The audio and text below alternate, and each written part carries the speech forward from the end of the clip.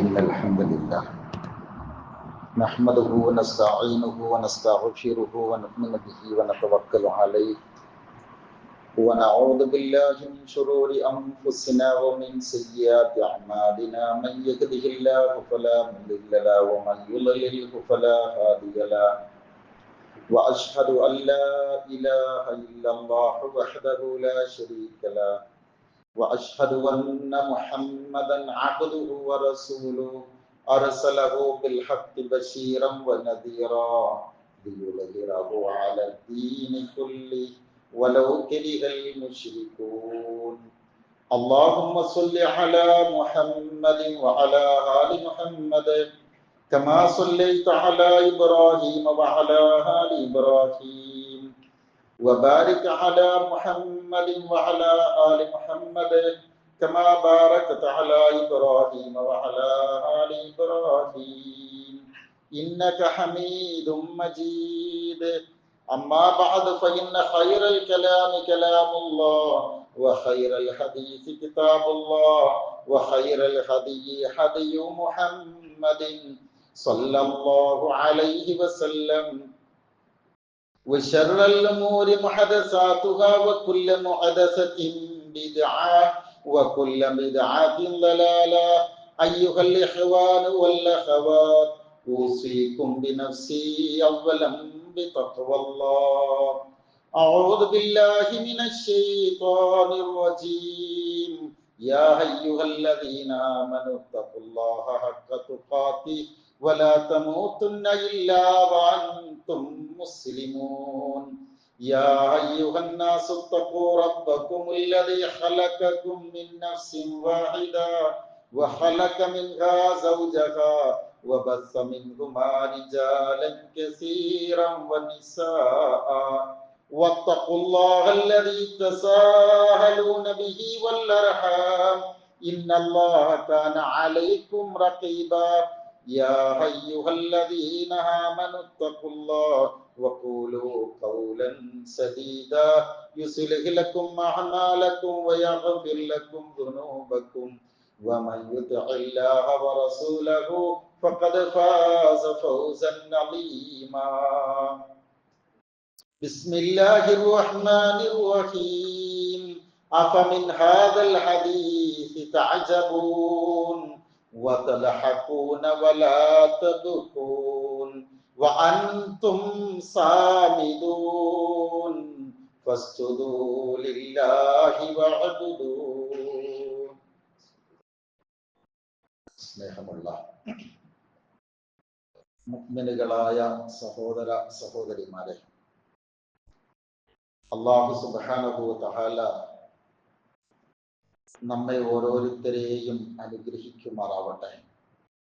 അള്ളാഹുവിന്റെ വിധിവിലക്കുകൾ ഉൾക്കൊണ്ടുകൊണ്ട് ജീവിക്കണമേ എന്ന് ആദ്യമായി ഉണർത്തുകയാണ്, ശക്തമായ ഭാഷയിൽ വസിയ്യത്ത് ചെയ്യുകയാണ്. ഈ വസിയ്യത്ത് ജീവിതത്തിലുടനീളം പ്രാവർത്തികമാക്കി ജീവിക്കാനുള്ള തൗഫീഖ് തന്ന് അള്ളാഹു നമ്മെ ഓരോരുത്തരെയും തുണക്കുമാറാവട്ടെ. സഹോദരങ്ങളെ, സൂറത്ത് നജ്മിലുള്ള അവസാന ഭാഗത്തെ 2 വചനങ്ങളാണ് ഓർമ്മയിൽപ്പെടുത്തിയത്. മുഅ്മിനുകളായ നമ്മളുടെ കരുത്ത്, നമ്മുടെ ശക്തി എന്നത് പ്രാർത്ഥനയാണെന്നും ആ പ്രാർത്ഥനയിൽ ഒരു കാരണവശാലും ഗഫ്ലത്ത്, അശ്രദ്ധ വരാതിരിക്കണമെന്നും അശ്രദ്ധയോടെ പ്രാർത്ഥിക്കുന്ന പ്രാർത്ഥനകൾ അല്ലാഹു കബൂൽ ചെയ്യില്ലെന്നുമാണ് നമ്മൾ പഠിച്ചത്. അതുകൊണ്ട് മനസ്സറിഞ്ഞ് തേടണം. മനസ്സിന്റെ ഗദ്ഗതങ്ങളാണ് അല്ലാഹു നോക്കുന്നത്. പടച്ചവൻ അതാണ് പരിഗണിക്കുക. അതുകൊണ്ട് തന്നെ നമ്മുടെ ഇബാദത്തുകളും ആരാധനകളും അനുഷ്ഠാനങ്ങളും ഒക്കെ എന്തിനു വേണ്ടിയാണ് എന്ന് ചോദിക്കുമ്പോൾ അള്ളാഹുവിനെ അറിയാനും അടുക്കാനും അവന്റെ നല്ല ഒരു അടിമയായി നമ്മൾ മാറുന്നതിന് വേണ്ടിയാണ്. എപ്പോഴാണ് നമ്മളൊരു നല്ല അടിമയാവുക? ഒരു നല്ല അടിമയാകാതെ നമുക്ക് എങ്ങനെയാണ് പ്രാർത്ഥിക്കാൻ കഴിയുക? ആ റബ്ബിനെ തിരിച്ചറിയാതെ നമുക്ക് പ്രാർത്ഥിക്കാൻ കഴിയുമോ? നമ്മൾ അങ്ങനെ പ്രാർത്ഥിച്ചിട്ട് കാര്യമുണ്ടോ? ഇത്യാദി ചോദ്യങ്ങൾ എപ്പോഴും മുസ്ലിമീങ്ങൾ എന്ന നിലയിൽ നമ്മുടെ മനസ്സിൽ ഇങ്ങനെ ഉണ്ടായിരിക്കണം.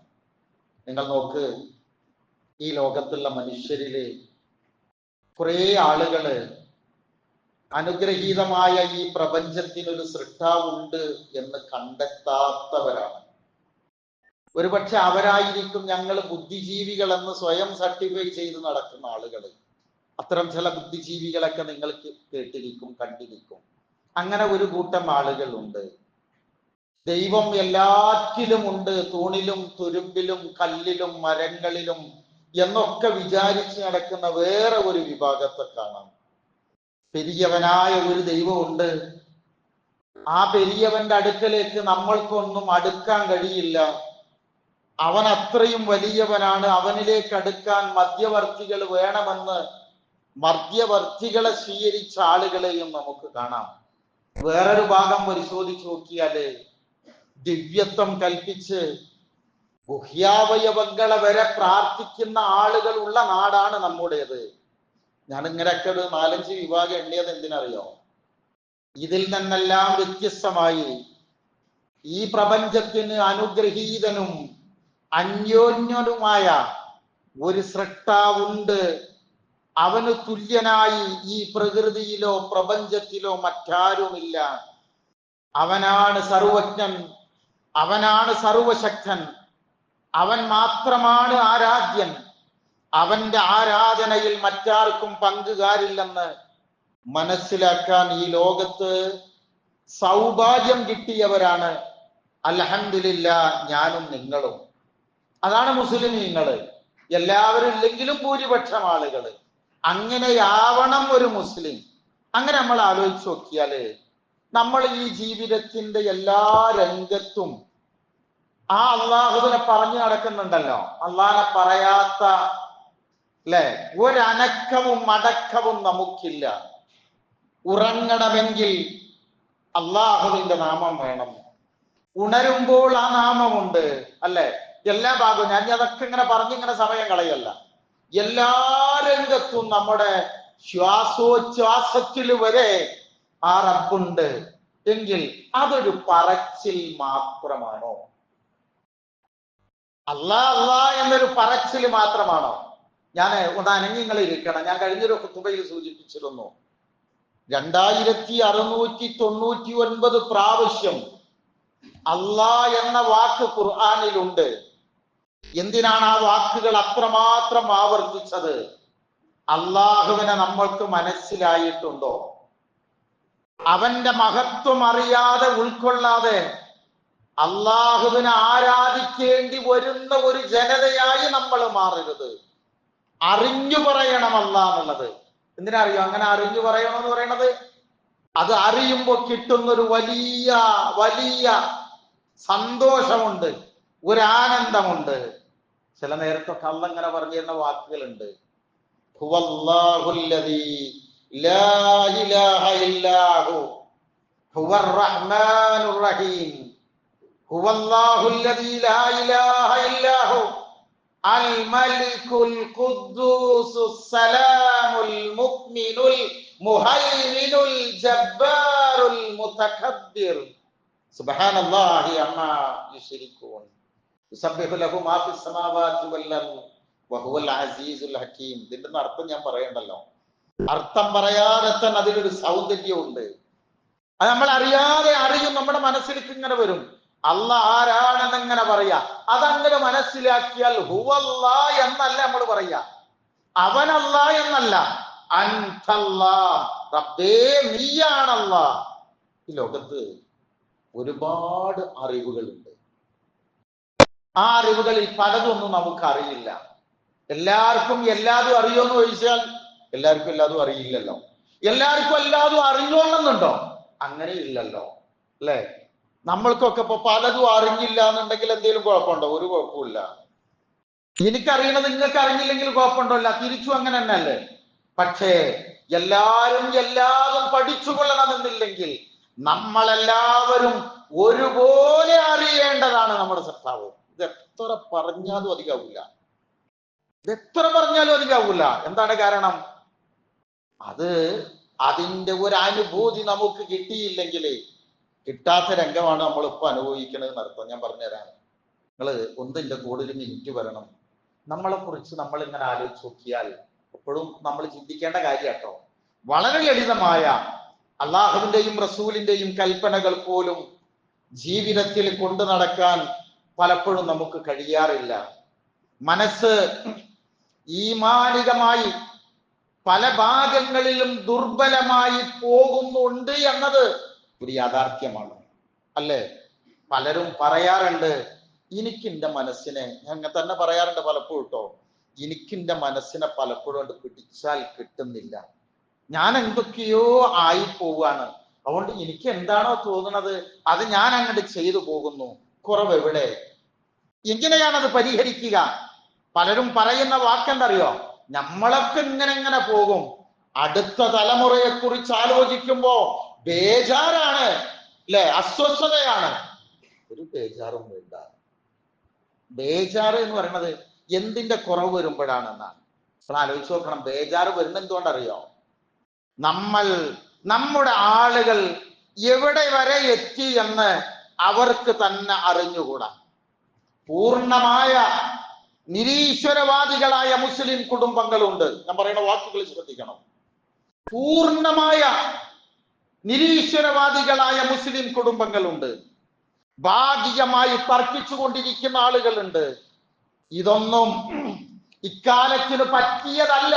ഏത് ഇസ്ലാമികപരമായിട്ടൊക്കെ ഇങ്ങനെയൊക്കെ ചെയ്യാന്നുള്ളതൊന്നും അത്ര ഈ കാലഘട്ടത്തിന് യോജിച്ചതല്ല എന്ന് പറയുന്നവരുണ്ട്. മുസ്ലിമായി ജീവിച്ചിട്ട് ഒരു വഖ്ത് പോലും നിസ്കരിക്കാത്ത കുടുംബങ്ങളുണ്ട്, കുട്ടികളുണ്ട്.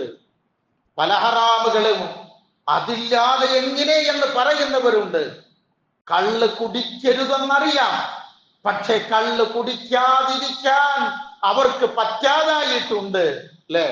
പലതും നമുക്ക് അങ്ങനെ ഹറാമല്ലാതായി പോകുന്നുണ്ട്. ഈ കാലത്ത് എന്തൊക്കെ പറയുന്നറിയോ? അതൊക്കെ ഉണ്ടാവും, പലതിലും കുടുങ്ങാതെ നോക്കിയാ മതി എന്നും ലളിതമായി പറയുന്നവരുണ്ട്. ഇതെന്തിനങ്ങനെ പറഞ്ഞു ചോദിച്ചാൽ, അള്ളാഹു പറഞ്ഞിടത്ത്, അള്ളാഹു കൽപ്പിച്ചാൽ അവൻ പറഞ്ഞിടത്ത് നിൽക്കാൻ കഴിവുള്ളവരായിരിക്കണം നമ്മള്. അതിനാണല്ലോ നമ്മൾ ഈമാൻ എന്ന് പറയുക. ആ ഈമാൻ കിട്ടണമെങ്കിൽ എന്ത് വേണമെന്നറിയോ? കണിശമായ അറിവ് നമുക്കുണ്ടാവണം. ഞാൻ ഇന്നലത്തെ ഖുതുബയിൽ ഞാൻ പറഞ്ഞത്, അള്ളാഹിനോട് മനസ്സറിഞ്ഞ് പ്രാർത്ഥിക്കണം എന്ന് പറഞ്ഞു. ആരോടാണ് ചോദിക്കുന്നത് എന്ന് അറിഞ്ഞില്ലെങ്കിൽ ചോദ്യത്തിന് വിലയുണ്ടാവില്ല. ആണ് അതിന്റെ പ്രശ്നം. മാലക്കും ലാത്തൊരു ദൂനല്ലാഹി വഖാറ, അല്ലെ? വിവരം, കണിശമായ വിവരം. ഈ വിവരം നേടുന്നിടത്ത് നമുക്ക് അപാകതകൾ വന്നിട്ടുണ്ട്. ആ അപാകതകളാണ് ഇന്ന് നമ്മൾ സംഭവിച്ചുകൊണ്ടിരിക്കുന്നത്. അതുകൊണ്ടാണ് ഈമാനിന് നിർവചനം പറഞ്ഞെടുത്ത് എന്ത് പറയേണ്ടത് അറിയാമോ? നിങ്ങൾ നേരെ ശ്രദ്ധിക്കണം. അൽ ഈമാനു എന്ന് പറയുന്നിടത്ത് പഠിച്ചിട്ടുണ്ട് നമ്മൾ, എന്നാലും ശ്രദ്ധിക്കണേ. അൽ ഇൽമു വൽ ഇഖ്റാറു വൽ അമലു ബിഹി വദ്ദഅവതു ഇലൈഹി. 4 കാര്യമാണ് പറയണത്. ഈമാൻ എന്ന് പറഞ്ഞാൽ ഒന്നാമത് ഇൽമാണ്, രണ്ടാമത് ആ ഇൽമ് അംഗീകരിക്കലാണ്, മൂന്നാമത് ആ ഇൽമ് അനുസരിച്ച് പ്രവർത്തിക്കലാണ്, നാലാമത് വദ്ദഅവതു ഇലൈഹി, ആ ഈമാനിലേക്ക് ഇൽമിലേക്ക് ആളുകളെ ക്ഷണിക്കലാണ്. പ്രിയരെ, ശരിയായ ഇൽമ് ഉണ്ടാവണം. നിങ്ങളൊന്ന് ആലോചിച്ച് നോക്കി. ഇക്കാലത്ത് പ്രത്യേകിച്ചുണ്ടോ നമുക്ക് ഇൽമിന് കുറവ് വരാൻ പാടില്ല. എന്തുകൊണ്ടാണ് അങ്ങനെ പറയുന്നത് അറിയാം? അപ്പൊ ഇസ്ലാമിനെ, മുസ്ലിമീങ്ങളെ ചോദ്യം ചെയ്യൽ, അപഹസിക്കൽ ഒരു ഹരമാണ് എല്ലാവർക്കും. നാട്ടിൽ എന്തെങ്കിലും ഫിതന ഉണ്ടായാൽ തന്നെ അതിന്റെ ഒക്കെ പ്രതികരിക്കപ്പെടുന്നത് ആരിലേക്കാണ്? ശരിക്കും ഇങ്ങനെ ആലോചിച്ച് നോക്കി. സത്യത്തിൽ അങ്ങനെ ഒരു സംഗതി നമ്മൾ അറിഞ്ഞിട്ടും കൂടി ഉണ്ടാവില്ല. എന്നാലും പലർക്കൊരു ഹരമാണ് ഇസ്ലാമും അതിന്റെ ആശയങ്ങളും ചിഹ്നങ്ങളും എന്നും ചർച്ചയാണ്. എന്തിനാണ് ഇത്ര വലിയ ആക്ഷേപം? എന്തിനാണ് ഇത്ര വലിയ അപഹസിക്കല്? ശരിക്കും നിങ്ങൾ ചിന്തിക്കണം. മാനസികമായി തകർക്കാൻ വേണ്ടിയാണ്, മാനസികമായി തളർക്കാനാണ്. എന്നാലോ ശരിക്കും നമ്മൾ ആലോചിക്കേണ്ടത് അറിയോ? നമ്മൾ പഠിച്ചാൽ ഇതൊക്കെ കേൾക്കുമ്പോഴും നമുക്കിങ്ങനെ പല നിലക്ക് ഒരു അസ്വസ്ഥതയല്ല തോന്നുക. പടച്ചോനെ, ഇതിനൊക്കെ ഒരു പരിണതി ഉണ്ടാവും, ഇതിനൊരു പരിസമാപ്തിയുണ്ട്. ഇതെല്ലാം ആരാണോ പരാതി ഉന്നയിക്കുന്നത്, ആക്ഷേപം ഉന്നയിക്കുന്നത്, അയാളിലേക്ക് തന്നെ തിരിച്ചു ചെല്ലാൻ അധിക സമയം വേണ്ട. ഞാൻ പറയുന്ന വാക്കുകളൊക്കെ നിങ്ങൾ ചേർത്ത് വായിച്ചോളൂ. അതങ്ങനെ പറ്റും അല്ലെ? ആരെയാണോ അപഹസിക്കുന്നത് അവരിലേക്ക് തന്നെ അത് തിരിച്ചു ചെല്ലാൻ അധിക സമയമൊന്നും വേണ്ട. അതുകൊണ്ടാണ് ഖുർആൻ വളരെ പ്രാധാന്യം നൽകിയ ഒന്നാണ് ഈ ജ്ഞാന സമ്പാദനം, ഇൽമു വർദ്ധിപ്പിക്കുക, അറിവ് നേടുക എന്നുള്ളത്. നിങ്ങൾ നോക്കിയേ, നബി സല്ലല്ലാഹു അലൈഹി വസല്ലം പറഞ്ഞെന്തറിയോ? നമുക്കറിയാം, ത്വലബുൽ ഇൽമി ഫരീളത്തുൻ അലാ കുല്ലി മുസ്ലിമിൻ വ മുസ്ലിമ. ഓരോ മുസ്ലിമിനും, രണ്ടും അങ്ങനെ തന്നെ പറഞ്ഞിട്ടുണ്ട്, ഓരോ മുസ്ലിമിനും മുസ്ലിമത്തിനും ഫർളാണ് ഇൽമ് അന്വേഷിക്കുക എന്ന് പറയുന്നത്. എന്താ ഫർള് എന്ന് പറഞ്ഞാൽ? രണ്ടാളൊന്നും ഒഴിവല്ല എന്നാ, രണ്ടുപേർക്കും നിർബന്ധമാണ്. എന്താണ് ഫർളിന്? നേരെ കേൾക്കണേ, ഫർളിന് നഷ്ടപരിഹാരമില്ല, ഫിദിയയില്ല. ഫർള് നഷ്ടപ്പെട്ടാല് നമ്മൾ ഫിദിയ കൊടുത്ത് നമുക്ക് കഴിച്ചിലാവില്ല. അത് വാജിബും ഫർളും തമ്മിൽ വ്യത്യാസമുണ്ട് അല്ലെ? ഫർള് നിസ്കാരം നഷ്ടപ്പെട്ട എന്താ ചെയ്യുക? അള്ളാഹുവോട് തൗബ ചെയ്തിട്ട് മടങ്ങണം എന്നുള്ളതാണ്. അപ്പൊ മനസ്സിലാക്കേണ്ട ഒരു പ്രധാനപ്പെട്ട സംഗതി, ഇൽമ് വളരെ പ്രധാനമാണ്. ഇൽമിന്റെ കൂടെ പ്രധാനമാണ് അമലും. കാരണം ദീന് പ്രാധാന്യം നൽകുന്ന ഒരു വിഭാഗമുണ്ട്, അഹ്ലു ദിക്ർ. ഫസ്അലൂ അഹ്ല ദിക്രി ഇൻ കുൻതും ലാ തഅലമൂൻ. ദിക്റുള്ള ആളുകൾ, ഞാൻ പറയണത് നിങ്ങൾക്ക് മനസ്സിലാകണം, ഒന്ന് അനങ്ങിയിരിക്കണം. ആരാ ദിക്റുള്ള ആളുകള്? ഇൽമും അമലും ഉള്ള ആൾക്കാണ് ദാക്കിർ എന്ന് പറയുക. അഹ്ലുൽ ഇൽമിനോട്, അറിവുള്ളവരോട് ചോദിക്കുന്നല്ല, ദിക്റുള്ള ആളുകളോട് ചോദിക്കുന്നതാണ്. ആരാണ് ദാക്കിരീങ്ങള്? ഇൽമു ഉണ്ടാവണം, ആ ഇൽമിനനുസരിച്ച് കർമ്മം ചെയ്യുന്നവരും ഉണ്ടാകണം. അതുകൊണ്ട് ഇതിന് ഉലമാ ഒരുപാട് വിശദീകരണം തന്നിട്ട്, നിങ്ങൾ നോക്കിയേ, 400-ൽ പരം ആയത്തുകൾ ഇൽമുമായി ഖുർആനിൽ ബന്ധപ്പെട്ടതാണ്.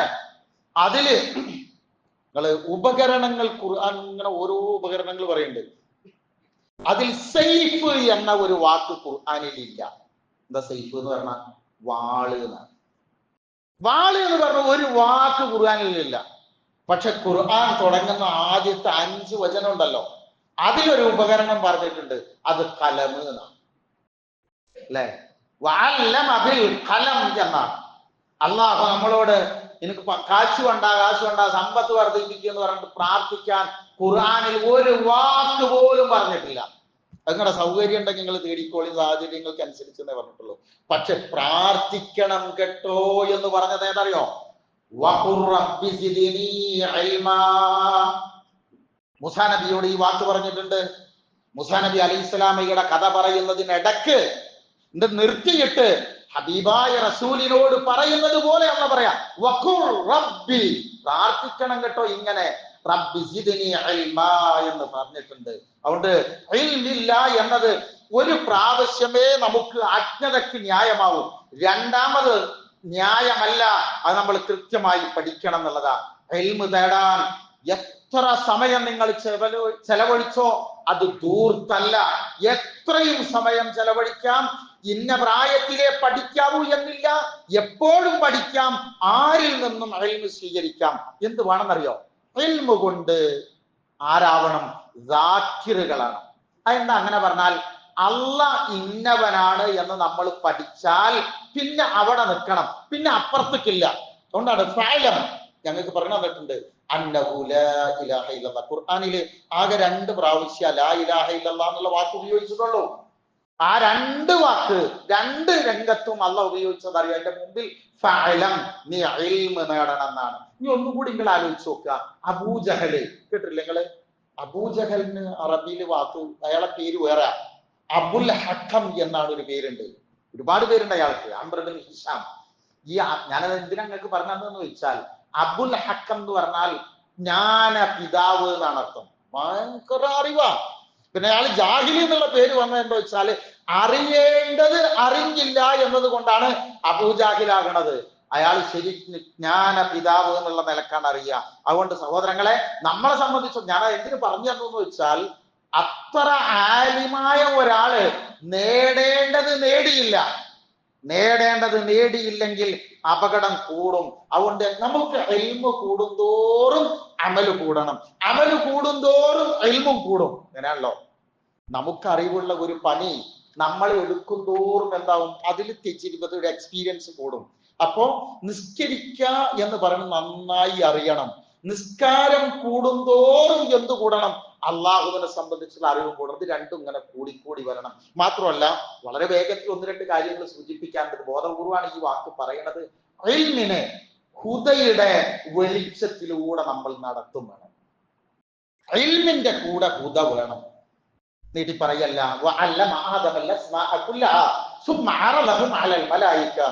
പടച്ചോൻ എന്ത് ചെയ്യുന്നറിയോ, ആദം അലൈഹിസ്സലാമൊക്കെ എല്ലാം കൂടെ പഠിപ്പിച്ചു കൊടുത്തു, എല്ലാ ഇസ്മുകള്. ലോകത്തുള്ള ഇൽമ് എന്ന് പറയുന്നത് മുഴുവനും നാമങ്ങള്. നമുക്ക് അറിവുണ്ട് എന്ന് പറഞ്ഞാൽ എന്താ, കുറേ നാമങ്ങൾ ഇങ്ങനെ അടുക്കി അടുക്കി വെച്ചിരിക്കാണല്ലോ. ഇതൊക്കെ പഠിപ്പിച്ചു കൊടുത്തിട്ട് മലക്കുകളെക്കാളും മറ്റു സൃഷ്ടികളെക്കാളും ഉയർന്ന സ്ഥാനം നമുക്കുണ്ട് എന്ന് അള്ളാഹ് അവിടെ തെളിയിച്ചിട്ട്, അഥവാ ഇൽമ് തന്നിട്ട് തെളിയിച്ചിട്ട് പറഞ്ഞു. ആ രംഗം അവസാനിപ്പിച്ചതെങ്ങനെയോ, ഈ ഇൽമ് ഹുദയാൽ നയിക്കപ്പെട്ടിട്ടില്ലെങ്കിൽ അത് അധപ്പതനത്തിലാണ് എത്തിക്കുക.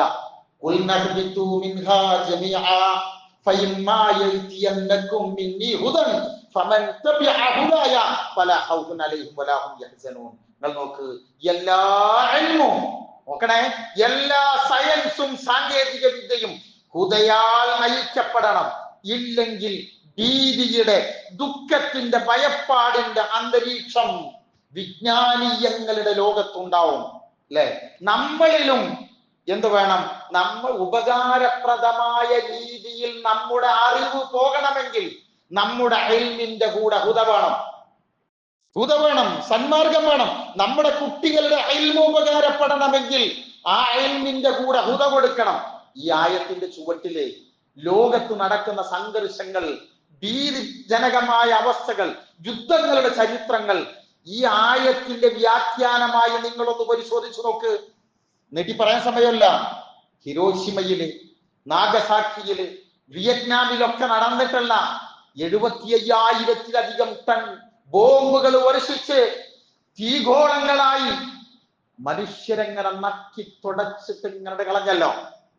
ലോകത്ത് 18-ാം നൂറ്റാണ്ടിലെ ഏറ്റവും വലിയ പ്രതിഭ എന്ന് പറയുന്നത് ഏതില്? സയൻസില്, ഭൗതിക ശാസ്ത്രത്തിൽ, ഫിസിക്സിലെ പ്രതിഭയാരാ? ആൽബർട്ട് ഐൻസ്റ്റീനാണ്. അയാളുടെ ജീവചരിത്രം ഒന്ന് പഠിച്ചു നോക്കുക. ഒറ്റവാക്കില് അദ്ദേഹം ലോകത്ത് കണ്ടെത്തിയ ധിഷണയുണ്ട്, വളരെ വളരെ വിസ്മയിപ്പിക്കുന്നതാണ്. എന്താ അത് പറയുന്നത് വെച്ചാല്, ഇയാൾ ഇതൊക്കെ ഇങ്ങനെ കണ്ടിട്ട് അവസാനം ജീവിതത്തിന്റെ അവസാനം ഇങ്ങനെ അമേരിക്കയിലെ പത്രക്കാരുടെ മുമ്പിൽ വിധിപ്പിക്കൊണ്ട് പറഞ്ഞത് വാക്കുണ്ട്: ഞാൻ കണ്ടുപിടുത്തങ്ങൾക്ക് പകരം ഒരു ചെരുപ്പ് ബുദ്ധിയായി ജനിച്ചിരുന്നുവെങ്കിൽ എത്ര നന്നായിരുന്നു എന്നാണ്. പ്രിയരെ, ഇത് പറഞ്ഞതിനറിയോ, ഇന്ന് നിങ്ങൾ ഗസ നോക്കുക.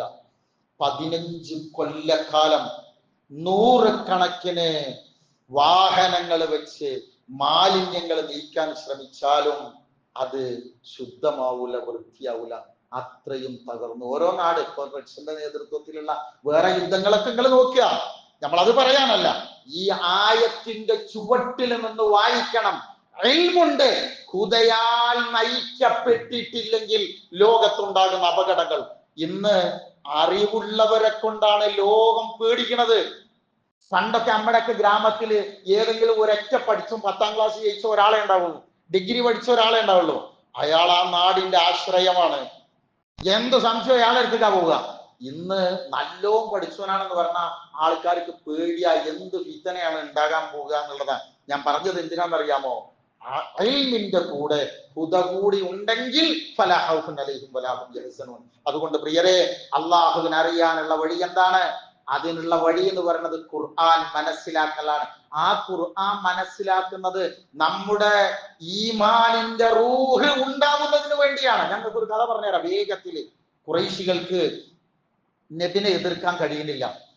അങ്ങനെ അന്നത്തെ ഏറ്റവും വലിയ കവിയാണ്, നിമിഷ കവിയാണ് ഉത്ബ എന്ന് പറയുന്ന ആള്. ഇയാളെ ചട്ടം കെട്ടി. എന്നിട്ട് പറഞ്ഞു, എങ്ങനെങ്കിലും ചെന്നിട്ട് മുഹമ്മദിനെ നാണം കെടുത്തണം, ഈ നാട് വിട്ട് അവൻ എങ്ങനെങ്കിലും ഒന്ന് ഓടിപ്പോകണം എന്ന് പറഞ്ഞു.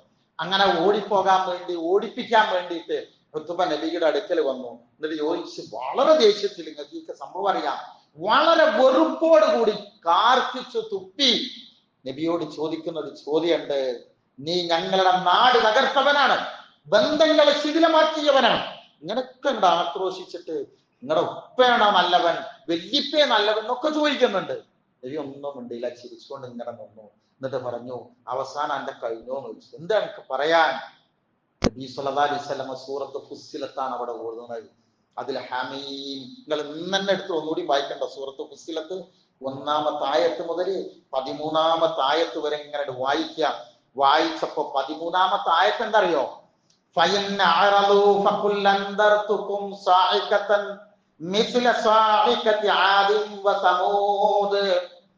ഈ ദൃഷ്ടാന്തങ്ങളെ അവഗണിച്ചാൽ സമൂദിനെയും ആദിനെയും ഒക്കെ വന്ന് ഭവിച്ച ശിക്ഷ പോലെ നിങ്ങളെ ഭവിക്കുന്നു എന്ന് പറഞ്ഞു കൊടുത്തു. ഇങ്ങനെ ഓരോ വാക്കിങ്ങനെ കേൾപ്പ അയാളുടെ മുഖം ഇങ്ങനെ മാറുക. അവസാനം ആക്രോശിച്ച ഈ മനുഷ്യൻ മുഹമ്മദ് സല്ലല്ലാഹു അലൈഹി വസല്ലമയുടെ മുഖം ഇങ്ങനെ വിറയാർന്ന കൈകൾ കൊണ്ട് തടഞ്ഞിട്ട് പറഞ്ഞു, മുഹമ്മദ് ഇനി ഒന്നും പറയണ്ട, ഞാൻ പൊയ്ക്കോളാട്ടോ എന്ന് പറഞ്ഞു. അയാൾ പോയി എന്ന് മാത്രമല്ല, ഇയാളെ പിന്നെ ഖുറൈശികളുടെ അടുക്കലേക്ക് കാണാതിരുന്നപ്പോ ഈ പട മുഴുവൻ വന്നിട്ട് പറഞ്ഞപ്പോ ഇയാൾ എന്താ പറഞ്ഞെന്നറിയാമോ? എന്നെ മുഹമ്മദ് കേൾപ്പിച്ചത് അത് മുഹമ്മദിന്റെ വാക്കല്ല, ഞാൻ മുഹമ്മദുമായി തർക്കിക്കാനില്ല. പ്രിയരെ, നിങ്ങൾക്ക് അറിയാത്ത വാക്കല്ല ഞാൻ ഈ പറഞ്ഞത്. ഞാൻ ഒറ്റ ചോദ്യങ്ങളോട് ചോദിക്കുകയാണെ, ഈ ജുമാക്ക് വന്നവരൊക്കെ ഖുർആൻ ഓതാൻ അറിയുന്നവരാണ് എന്ന് ഞാനൊന്ന് വിചാരിച്ചോട്ടെ. ഖുർആൻ അറിയാതെ നമുക്ക് പടച്ചവനെ അറിയാൻ കഴിയൂല കേട്ടോ. പക്ഷേ നിങ്ങൾ ഒന്ന് വിചാരിക്കണം, ആർക്കെങ്കിലും ഖുർആൻ അറിയാത്തവരുണ്ടോ എന്ന് അന്വേഷിക്കേണ്ട ബാധ്യത നമുക്കൊക്കെ ഉണ്ട്. നോക്കി, നമ്മുടെ നാട്ടില് ഇപ്പൊ വീടില്ല എന്ന് പറഞ്ഞാൽ നമ്മൾ വീട് വെക്കാൻ സഹായം കൊടുക്കും.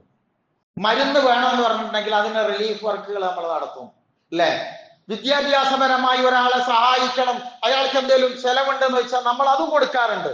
പക്ഷെ ഞാൻ ഇത്ര കാലം ഇന്ന നാട്ടിൽ താമസിച്ചിരുന്നു, ഞാൻ അവിടെ പട്ടിണി കിടന്നിട്ടില്ല, പക്ഷെ എനിക്ക് ഈമാനില്ല, എനിക്ക് ഖുർആൻ അറിയില്ലായിരുന്നു എന്ന് ഇത് അന്വേഷിക്കാൻ നമ്മൾ എത്ര ആൾക്കാർ വന്നിരുന്നു എന്ന് പറഞ്ഞാൽ, അതിന് എനിക്ക് വഴി ഉണ്ടാക്കി തന്നിട്ടുണ്ട് എന്ന് പറഞ്ഞാൽ, അല്ലെങ്കിൽ വഴി ഉണ്ടാക്കി തന്നിട്ടില്ല എന്ന് പറഞ്ഞാൽ ഞാൻ നിങ്ങളൊക്കെ കൊടുങ്ങൂലേ? കുട്ടികളെ പഠിപ്പിക്കാൻ നമുക്ക് മദ്രസ ഉണ്ട്. ഞാൻ പറയണത് നല്ല കേൾക്കണം. കുട്ടികളെ പഠിപ്പിക്കാൻ നമുക്ക് മദ്രസയുണ്ട്. വെക്കേഷൻ ആകുമ്പോൾ നമ്മൾ അതിനുള്ള സംവിധാനങ്ങൾ ഒരുക്കുന്നത്. ഇനി മെയ് മാസത്തില് ഒരു ഡിഗ്രി തലത്തിൽ പഠിക്കുന്ന നമ്മുടെ മക്കൾക്ക് വീണ്ടും നമ്മൾ റെസിഡൻഷ്യൽ ക്യാമ്പ് കൊടുക്കുന്നുണ്ട്. പക്ഷേ ഈ നമ്മളെ ദീന് പഠിപ്പിക്കാനുള്ള ഇശാറത്ത് നൽകാൻ മാത്രമുള്ളതാണ് നമ്മുടെ മിമ്പറ്. ഞാനൊന്നുകൂടി ചോദിക്കട്ടെ, മക്കൾക്ക് മദ്രസ ഉള്ളതുപോലെ പാരന്റ്സ് മദ്രസ നമ്മൾ ഉണ്ടാക്കി, ഖുർആൻ പഠിപ്പിക്കാൻ സംവിധാനം ഉണ്ടാക്കി. നമ്മൾ ഈ ആടുകളെ അതെങ്ങനെ പറയേണ്ടെന്ന് അറിയില്ല കേട്ടോ. നമ്മൾ ആടിനെ കുളിപ്പിക്കാൻ കൊണ്ടുവന്ന മാതിരിയാണ് നമ്മുടെ ആൾക്കാരെ ഖുർആൻ ക്ലാസ്സിൽ കൊണ്ടുപോകുക എന്ന് പറഞ്ഞാൽ അതിന്റെ പിന്നിലുള്ള ഒരു അധ്വാനം എത്രത്തോളം അറിയോ? ഇതിന്റെ കുറവാണ് പ്രിയരെ നമ്മൾ അനുഭവിക്കുന്നത്. അള്ളാഹുവിനെ അറിയുന്നില്ലെന്ന് അള്ളാഹ്ക്ക് പരാതിയുണ്ട്. ഈ അഴാദ് ജീവിതത്തിൽ വന്നത് കൊണ്ടാണ് നമ്മുടെ ഇബാദത്തുകൾക്ക് ഒരു ടേസ്റ്റും കിട്ടാത്തത്. ടേസ്റ്റ് ഇല്ലാത്ത, ഒരു രുചിയില്ലാത്ത മതവുമായി നമ്മൾ ഇങ്ങനെ പോയാൽ നമ്മുടെ ആരാധനകൾക്ക് ബലം ഉണ്ടാവില്ല. അതുകൊണ്ട് ഇന്ത്യയുടെയൊക്കെ ഒന്നാമത്തെ ഹക്ക് എന്ന് പറഞ്ഞാൽ പഠിക്കാനുള്ള അവസരം നമ്മൾ ഉപയോഗിക്കണം. എന്തും നമുക്ക് പഠിക്കാം, ആരിൽ നിന്നും നമുക്ക് അഴിവ് സ്വീകരിക്കാം. പക്ഷെ എന്ത് വേണം എന്ന് ചോദിച്ചാൽ നമ്മൾ ആ അഴിവിലൂടെ അള്ളാഹുവിനെ കണ്ടെത്താൻ നമുക്ക് കഴിയണം. അതുകൊണ്ട് ഖുർആൻ ഒരു ഹർക്കത്തും തെറ്റാതെ നമ്മുടെ മുമ്പിലുണ്ട്. അത് മഹാത്ഭുതമാണ്. ഒരു വലിയൊരു മഹാത്ഭുതം എന്തറിയോ? ഇപ്പൊ മുസ്ലിം സംഘടനകൾക്കിടയിലൊക്കെ ഒരുപാട് അഭിപ്രായ വ്യത്യാസങ്ങൾ പലതിലുണ്ട്. പക്ഷെ ഖുർആനിന്റെ കാര്യത്തിൽ ഒരു തർക്കവും ഇതുവരെ വന്നില്ല. ചില വ്യാഖ്യാനങ്ങളൊക്കെ ഉലമാക്കൾ അങ്ങോട്ടും ഇങ്ങോട്ടും ഒക്കെ കൊടുക്കണയിലുണ്ടെങ്കിൽ പോലും മറ്റൊന്നിലും അവർ തർക്കിക്കാൻ വന്നിട്ടില്ല. അതുകൊണ്ട് തന്നെ അള്ളാഹുവിനെ അറിയുക, ആ അറിവ് നമ്മെ വിനയത്തിലേക്ക് എത്തിക്കണം. നമ്മൾ ഏറ്റവും ശ്രമം നടത്തേണ്ടത് അങ്ങനെ തന്നെയാണ്. അതിന്റെ വ്യത്യസ്ത തലങ്ങൾ ഞാൻ ഇൻഷാ അല്ലാഹ് പറഞ്ഞു തരേണ്ടത്. അതറിയാതെ നമ്മൾക്ക് പോയാൽ എന്തറിയോ, നമുക്ക് ഈ ലോകത്ത് ഒന്നുകൂടി പിടിച്ചിക്കുക എന്ന് പറയുന്നത് ചിലപ്പോ ഒക്കെ വലിയ പ്രയാസങ്ങളായിരിക്കും. അതുകൊണ്ട് അല്ലദീന യദ്കുറൂനല്ലാഹ ഖിയാമൻ വഖുഊദൻ വഅലാ ജുനൂബിഹിം വയതഫക്കറൂന ഫീ ഖൽഖിസ് സമാവാതി വൽ അർദ്. ഇരുന്നും നിന്നും ഇരുന്നും കിടന്നും നിങ്ങൾ അല്ലാഹനെ ഓർക്കണം. നമുക്ക് ആകെ ജീവിതത്തിൽ ഈ 3 ഘട്ടല്ലേ ഉള്ളൂ. ഒന്നുകിൽ നമ്മൾ നിൽക്കുക, അല്ലെങ്കിൽ നമ്മൾ ഇരിക്കുക, അല്ലെങ്കിൽ നമ്മൾ കിടക്കുക. ഈ 3 രംഗത്തും അല്ലാഹനെ ഓർത്ത് വിനയാന്വിതരാവണം. നമ്മള് വിനയമുണ്ടാവണമെങ്കിൽ അല്ലാഹനെ നമുക്കറിയണം. അല്ലാ എന്ന് വിളിക്കുന്നത് പോലെ ഖൽബും നിറക്കണം. അതാണ് ഈ വാക്കിൽ നിങ്ങൾ അത്ഭുതപ്പെടുകയാണോ, നിങ്ങൾ ചിരിക്കുകയാണോ, എന്താ നിങ്ങൾക്കറിയാത്തത്? വഅൻതും സാമിദൂൻ, തല താഴ്ത്തി നിങ്ങൾ എങ്ങനെ നടന്നു പോവുകയാണോ? അരുതിട്ടോ. ഫസ്ജുദൂ ലില്ലാഹി വഅബ്ദൂ, അല്ലാഹുവിന്റെ ആഹ്വാനമാണ്. ആഹ്വാനം നെഞ്ചേറ്റുക, നന്നായി പ്രാർത്ഥിക്കുക. പടച്ചവൻ നമ്മെ തുണക്കുമാറാകട്ടെ.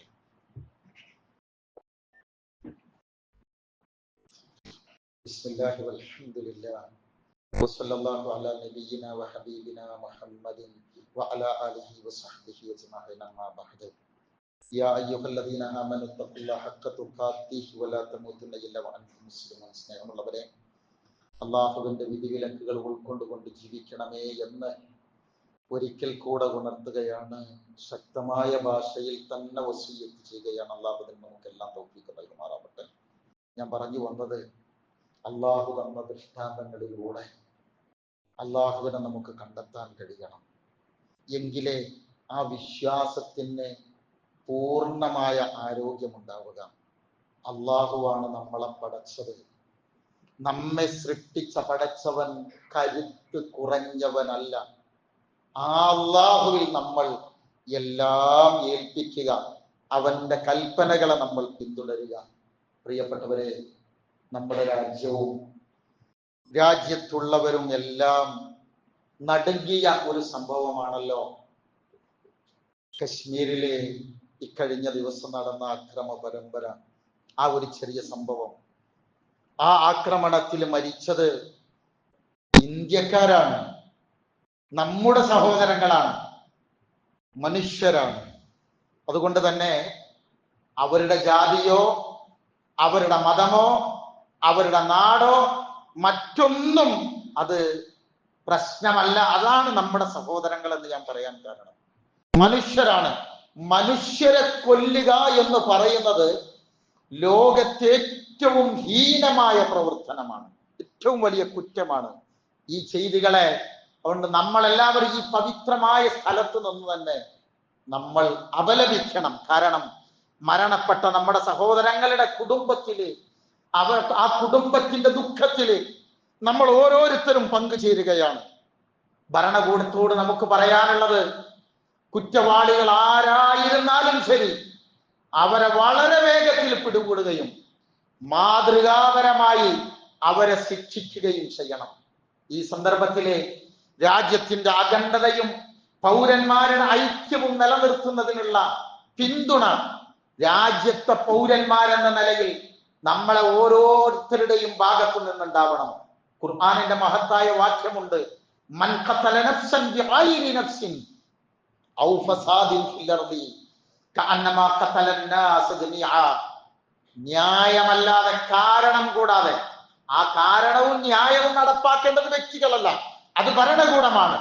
അല്ലാത്ത നിലയിൽ ഒരാളെ വധിച്ചാൽ, ഒരു ഫിത്ന ഉണ്ടാകുന്നതിന് ചെയ്താൽ അവരെല്ലാവരെയും കൊന്നവനെ പോലെയാണെന്ന്. അതുകൊണ്ട് നമ്മളെ സംബന്ധിച്ചിടത്തോളം ഭീകരതക്ക് മതമില്ല, മതത്തിലൊട്ട് ഭീകരതയുമില്ല. നമ്മൾ ഭാരതീയരാണ്, നമ്മളൊന്നാണ്. നമുക്കിടയിൽ വിള്ളലുകൾ ഉണ്ടാക്കാൻ ആരൊക്കെ ശ്രമിച്ചാലും ആ ശ്രമങ്ങളെ കണ്ടറിയണം, നമ്മൾ അതിനെ തള്ളിക്കളയണം. പല നിലക്ക് അസ്വസ്ഥതകൾക്ക് ലോകത്ത് ശ്രമങ്ങൾ നടന്നുകൊണ്ടിരിക്കുന്നു. പകവച്ച് ശ്രമിക്കാൻ പലരും ശ്രമിച്ചുകൊണ്ടിരിക്കുന്നു. പ്രിയരെ, നിങ്ങളോടൊരൊറ്റ വാക്ക് മാത്രമേ സൂചിപ്പിക്കുന്നുള്ളൂ, നമ്മളുടെ പ്രവർത്തനങ്ങൾ വളരെ സൂക്ഷ്മത പുലർത്തിക്കൊണ്ട് തന്നെ മുന്നോട്ട് പോകണം. എന്ന് വെച്ചാല് നമ്മളെ സംബന്ധിച്ചിടത്തോളം ഈ മണ്ണിലാണ് നമ്മൾ അള്ളാഹുവിന് സുജൂദ് ചെയ്യുന്നത്. ഇത് നമ്മുടെ രാജ്യമാണ്. അതുകൊണ്ട് ഈ നാടിന്റെ നന്മയും ഐശ്വര്യവും അതിന് കഠിനാധ്വാനം ചെയ്യേണ്ടവരാണ് നമ്മൾ ഓരോരുത്തരും. നമ്മളുടെ മെസ്സേജുകൾ, നമ്മളെ ചില പ്രവർത്തനങ്ങൾ ഒരിക്കലും അത് അനൈക്യങ്ങൾക്കോ അസ്വസ്ഥതകൾക്കോ കാരണമാവരുത്. ഇപ്പോഴത്തെ നാട്ടിലൊക്കെ നടക്കുന്ന വാക്കുകൾ എന്തറിയാമോ? ഓരോരുത്തരുടെ ജാതി അന്വേഷിച്ചുകൊണ്ടുള്ള വാക്കുകളാണ്. ഞാൻ ഉറപ്പിച്ചു പറയുന്നു, ശക്തമായി പറയുന്നു, നമ്മളുടെ സാമൂഹ്യ മാധ്യമങ്ങളിലൂടെ ഒരനാവശ്യമായ വാക്കുകളും നമ്മുടെ ഭാഗത്ത് നിന്ന് ഉണ്ടാവുകയും ചെയ്യരുത്. ആവശ്യമുള്ളത് തന്നെ ഇഷ്ടം പോലെ പറഞ്ഞു കൊടുക്കാണ്ട്, ആവശ്യം ഉണ്ടെങ്കിൽ ചെയ്താൽ മതിയല്ലോ. വെറുതെ ഈ അനാവശ്യപരമായ കാര്യങ്ങൾക്കൊക്കെ നമ്മുടെ ഭാഗത്ത് നിന്ന് അങ്ങനത്തെ കർമ്മങ്ങൾ ഉണ്ടാവരുത്. അസ്വസ്ഥത ഉണ്ടാക്കുന്ന കർമ്മങ്ങളിൽ ഉണ്ടാവരുത്. ന്യായമായത് ചെയ്യുക, ന്യായമായത് പ്രവർത്തിക്കുക, ന്യായത്തിന്റെ കൂടെ മാത്രം ഉൾക്കൊള്ളുക. ഒരസ്വസ്ഥതയുടെ കർമ്മങ്ങൾ നമ്മൾ ഉണ്ടാവരുത്. രാജ്യത്തിന്റെ കൂടെ നിൽക്കാൻ ശ്രമിക്കുക, പ്രാർത്ഥിക്കുക. സകല മുസീബത്തുകളിൽ നിന്നും അള്ളാഹു നമ്മെ കാത്തുരക്ഷിക്കട്ടെ എന്ന് നമ്മൾ ഓരോ സെക്കൻഡുകളിലും പ്രാർത്ഥിച്ചു കൊണ്ടിരിക്കണം. അതുകൊണ്ട് നേരത്തെ ഞാൻ പറഞ്ഞതുപോലെ അള്ളാഹുവിനെ അറിയണം, അള്ളാഹുവിലേക്ക് അടുക്കണം. അള്ളാഹുവിനെ മനസ്സിലാക്കിയാൽ മറ്റൊരു അസ്വസ്ഥതയും നമ്മുടെ ജീവിതത്തിൽ ഉണ്ടാവില്ല. ഉണ്ടാകാതിരിക്കാൻ ശ്രമിക്കണം. തികഞ്ഞ ജാഗ്രതകൾ ഉണ്ടാകണം. ആ ജാഗ്രതയോടെ തന്നെ മുന്നോട്ട് പോകണം. റബ്ബുൽ ഇസ്സത്ത് നമ്മെ അനുഗ്രഹിക്കുമാറാവട്ടെ. അവന്റെ വിശുദ്ധദാസന്മാരുടെ കൂട്ടത്തിൽ അല്ലാഹു നമ്മെ ഉൾപ്പെടുത്തുമാറാവട്ടെ. സകലമായ മുസീബത്തുകളിൽ നിന്ന് നമ്മെ, നമ്മുടെ കുടുംബത്തെ, നമ്മുടെ ഉമ്മത്തിന്, രാജ്യത്തെ അല്ലാഹു കാത്തുരക്ഷിക്കുമാറാവട്ടെ. മാറാവ്യാധി രോഗങ്ങളിൽ നിന്ന്, അസ്വസ്ഥതകളിൽ നിന്ന്, പ്രയാസങ്ങളിൽ നിന്ന് നമ്മെയും നമ്മുടെ കുടുംബത്തെയും ഒക്കെ അല്ലാഹു കാത്തുരക്ഷിക്കുമാറാവട്ടെ. ഇസ്സത്തും ആഫിയത്തും സമാധാനവും സന്തോഷവുമുള്ള ഒരു ജീവിത സാഹചര്യം തന്ന് നമ്മെ, നമ്മുടെ സഹോദരങ്ങളെ അള്ളാഹു തുണക്കുമാറാവട്ടെ. ഈ ലോകം വിട്ടു പിരിയുമ്പോ അള്ളാഹുവിനെ മനസ്സിലാക്കി ലാ ഇലാഹ ഇല്ലല്ലാഹ് എന്ന കലിമത്ത് തൗഹീദ് ഉച്ചരിച്ച് അള്ളാഹുവിനെ കണ്ടുമുട്ടാൻ അള്ളാഹു നമുക്കെല്ലാം തൗഫീഖ് നൽകുമാറാവട്ടെ. അല്ലാഹുമ്മ ഗ്ഫിർ മുഅ്മിനീന വൽ മുഅ്മിനാത്ത് والمسلمين والمسلمات الأحياء منهم والأموات إنك مجيب الدعوات يا قاضي الحاجات.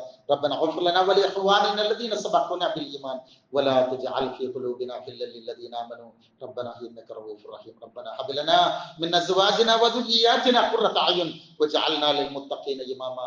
ربنا آتنا في الدنيا حسنة وفي الآخرة حسنة وقنا عذاب النار واغفر لنا يا غافر المذنبين آمين برحمتك يا أرحم الراحمين.